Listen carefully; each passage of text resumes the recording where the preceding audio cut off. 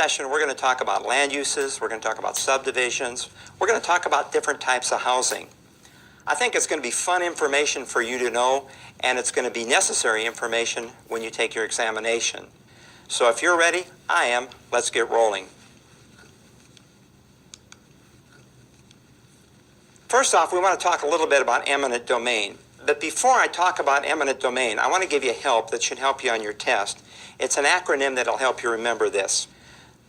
If you remember in the very first session, we talked about when we went from a system where the king owned all the land, we called that the feudal system, to a system of private land ownership. That was the allodial system. Hopefully you remembered that. Well, when we changed systems like that, and the king allowed the land to pass into private ownership, there was four things that he had to take control of in order to maintain the community and the continuity of the cities and municipalities. And so the king retained four powers. The acronym for these powers is going to be PEAT. In order for the kingdom to run right after we had private land ownership, the king had to retain police power. Now, we're not talking about necessarily policemen, but we're talking about the right to keep things zoned. We're talking about our Center for National Disease Control is a type of police power to prevent the widespread distribution of viruses, to prevent diseases. So that's the idea behind police power. We'll talk a little bit more about that in a minute. The king also kept the power of escheat. And we talked about escheat earlier. We said that escheat solves the problem of ownerless land. In the event somebody dies intestate, they die without a will and with no heirs, their property will escheat to the state. So the king kept that power also. He also, of course, kept the power that all of us are familiar with. That's taxation in the form of property taxes. And then finally, he kept the power of eminent domain. So if you remember that little acronym, PEAT, that's going to help you remember police power, escheat, taxation, and eminent domain.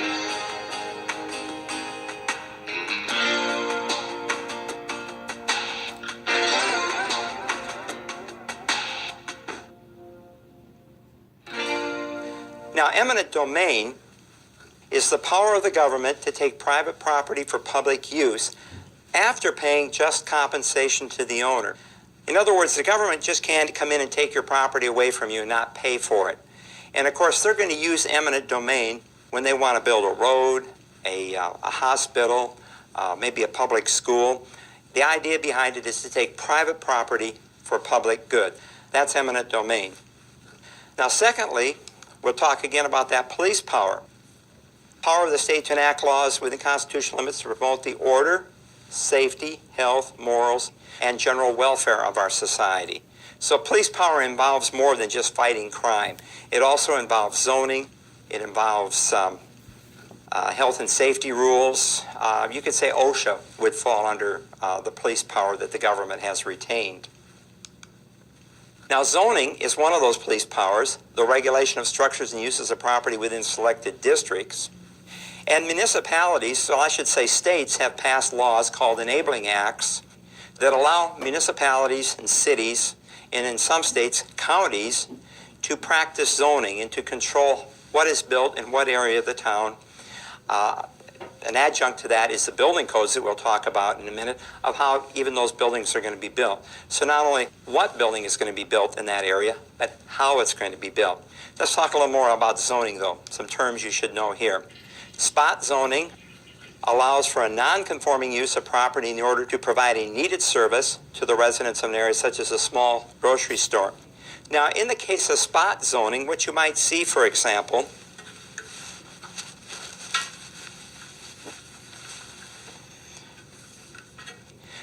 is you would have a subdivision that looks like this, and this is all full of houses here, and it's zoned, we'll say that this is zoned R, 1500. In some communities, that would mean it's zoned single-family residential, minimum 1,500 square feet. And this is zoned, we'll say, R1500. But the city council does some spot zoning, or the planning and zoning department does, and they'll allow a grocery store down in here in the corner. Well, that's called spot zoning. Some states that is legal, in other states that's illegal. So make sure you know what the rule is in your particular state. Now we also want to talk about a variance. Permits a slight deviation from zoning ordinances, but it's not a non-conforming use.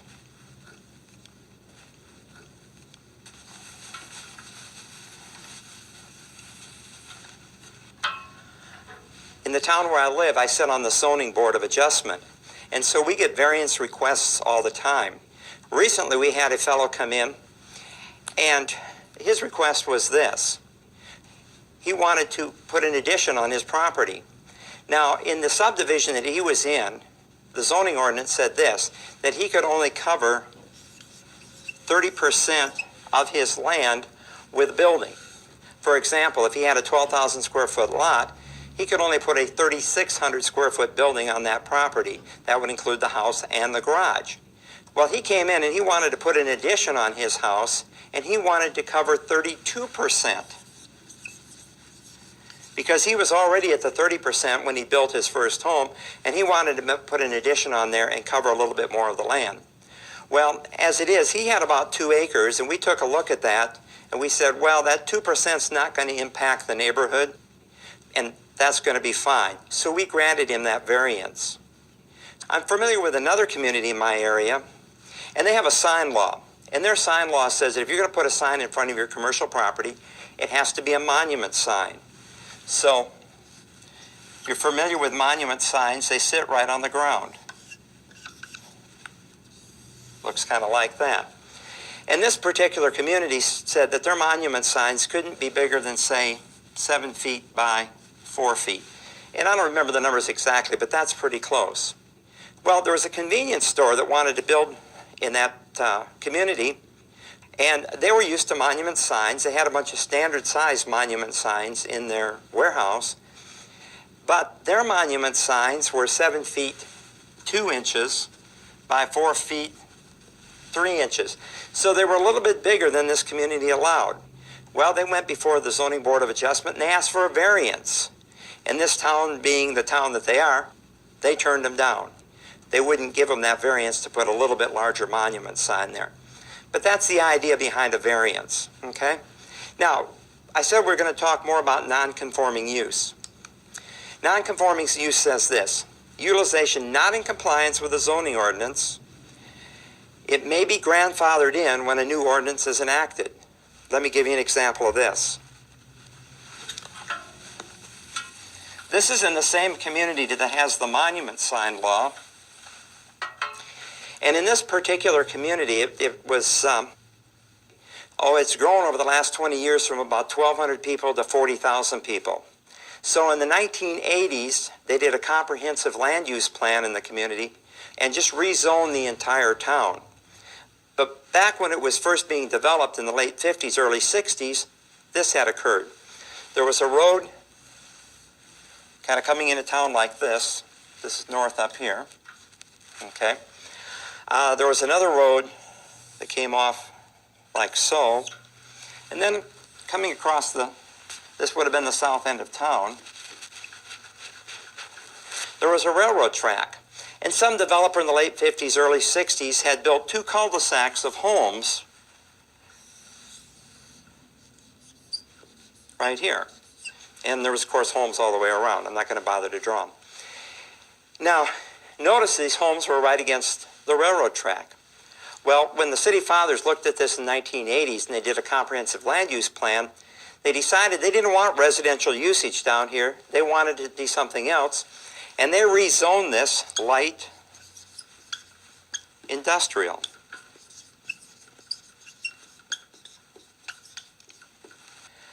Now, what does that mean? That means it's light industrial. That means that you shouldn't have residential properties here. And so we say that these residential homes have been grandfathered in. They're what? Their utilization not in compliance with the zoning ordinance, but they may be grandfathered in when a new ordinance is enacted. And so we're going to say that those are grandfathered in. And what the city fathers intended was, of course, is eventually this to turn into entirely light industrial. And that process is already occurring. For example, this house right here has been torn down, and there's a big garage right there that's been built to work on semi-trucks.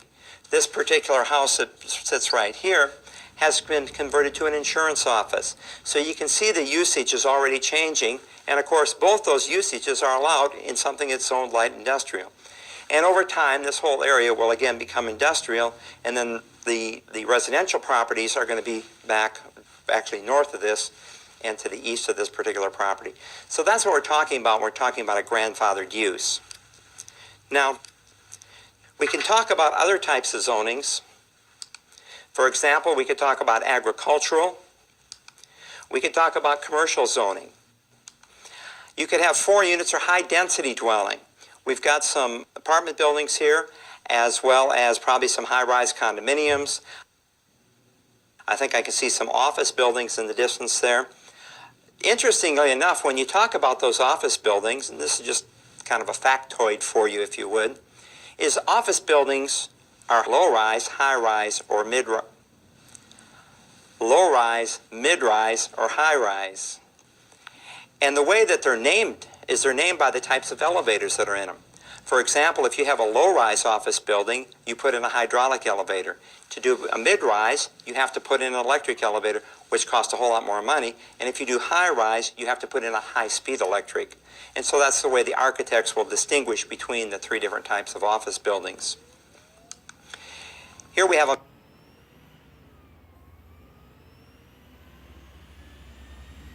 move that up one more step, the developer who actually builds that thing out. And a lot of times those are going to be the same individuals. You have a standard subdivision, and you probably didn't realize it, but most of the time when you talk about a subdivision, you're talking about a standard subdivision. Land division with no common or mutual rights of either ownership or use among the owners of the parcels created by the division. In other words, everybody owns their own particular piece of land in their own house, for example, and there's no common ownership. One of the things that we're seeing today, though, is a trend towards common ownership, and we call that type of subdivision a CID, or a common interest development. Individual ownership of private dwellings, just like a standard subdivision, with shared ownership of common facilities of the project governed by a community association. We could have a planned development, a condominium. Typically with this situation is you're going to have a homeowners association dues. And that homeowners association fee is going to pay for maybe tennis courts. It could pay for swimming pools. It may pay for a workout center. It just depends on the subdivision itself. But we call that a common interest development. Everybody owns their single-family homes or duplex homes or townhomes maybe, or condominiums, and then they own an undivided interest in the common areas of that particular subdivision. Virtually all subdivisions are going to be deed restricted by the developer. That means that the developer is going to have a list of rules and regs that govern the way those properties are developed, the way they're maintained, maybe even the way that you keep them up over time.